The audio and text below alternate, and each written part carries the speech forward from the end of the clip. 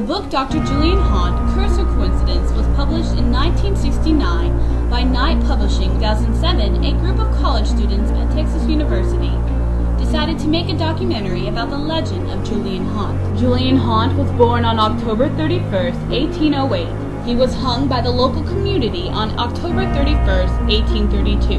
The curse attributed to Dr. Julian Haunt has plagued the Gainesville community since his death in 1832, with an unusual high amount of deaths occurring on October 31st. The legend continues on October 31st, 2008, when 3 college students from Denton disappeared at Dr. Haunt's Chamber of Fear. In the early 1920s, a warehouse was built on the site, which is now inhabited by the Dr. Haunt Chamber of Fear.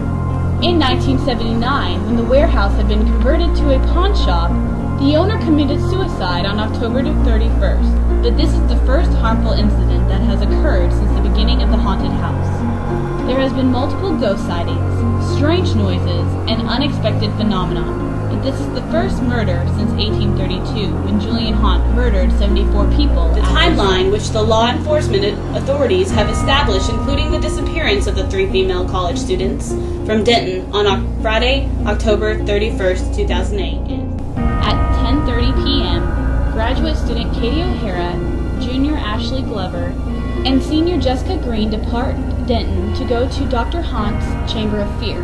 Katie O'Hara's roommate, Tracy Winters, was sick that evening and saw her friends off from the door, and this was the last time that Tracy saw or heard from her friends again. 11:48 p.m., the 3 females entered the Chamber of Fear.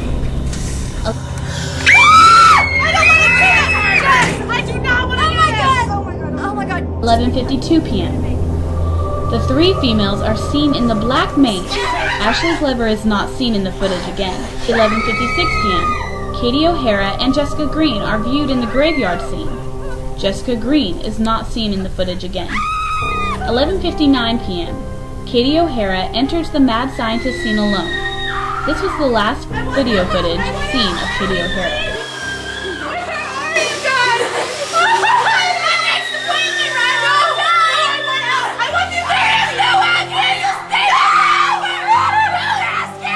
Out of the whole incident, this is probably the one thing that bothers me the most. Friday night was Halloween. We wrapped up the night. I do remember seeing that truck in the parking lot.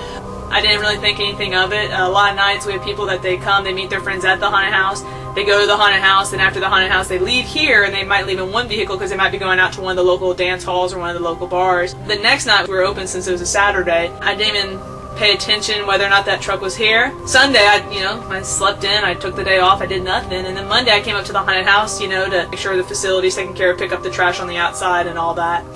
I saw the truck on that Monday. It kind of registered in my head that I remember seeing that truck, so I called the police, gave them the plates information. One of the police officers came out, and that's when I guess they linked up with the college campus police, and they knew they had a missing person filed on their campus, and that's when the investigation started. The police came out and at 4:38 p.m. ran a license plate check on the truck.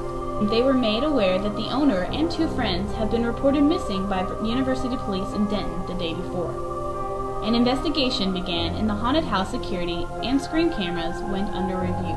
On Tuesday, November 4, 2008, the haunted house was searched, as well as the wooded area surrounding the haunted house attraction. No evidence was found. Due to the volume and the media attention on the case, the FBI office in Dallas were brought into the case. This is the first time since 1975 that the FBI took the lead on an October 31st murder in Gainesville. 1975 was when the 7 trick-or-treaters disappeared and their bodies were found 2 weeks later in the cellar at the former Haunt family home. On Saturday, November 8, 2008, a haunted house actor was brought in for questioning. His fingerprints had been found on the hood of Katie O'Hara's truck in the parking lot. The actor refused to be interviewed for this documentary. On Monday, November 8, 2008, the FBI, in consultation with Texas University, stopped the distribution and showing of the documentary Dr. Julian Haunt, Curse or Coincidence.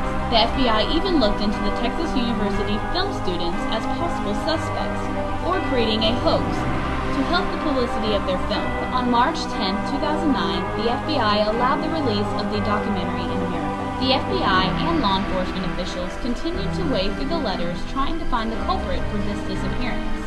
On June 8, 2009, the FBI filed the case as a cold case. The facts of every October 31st occurrence in the Gainesville area all have one common factor. The suspect is never identified, but for many local residents, they say they know who does it. Because everyone says he's real and bad stuff always happens in October when he killed all those people. I do, and at the same time I don't. I don't know, it's kind of whatever because of the myth. You know, a lot of people tell me that it's real, a lot of people tell me that it's not. You know, my grandmother, you know, when we were little kids, she used to always tell us that, you know, Dr. Han's gonna come get you if you don't go to bed. Oh, you better go to bed now or he's gonna get you. And, you know, had me turning on every light in the house just to get to the bathroom. And, you know, I think it could be real. Yeah, I've heard of quite a few people dying and everything on October 31st. Actually, one was my relatives that died. Of course, considering one of my relatives knee high to a grasshopper, I'm going to have to say that I do have to believe in it. My grandma told me all about that, and she said that it was a real thing. And you know, these kids these days, they don't believe in scary stuff, and they don't believe that he existed, but yeah, he really did. I had a friend whose cousin's daughter disappeared. They never seen her since then. Never. She's gone.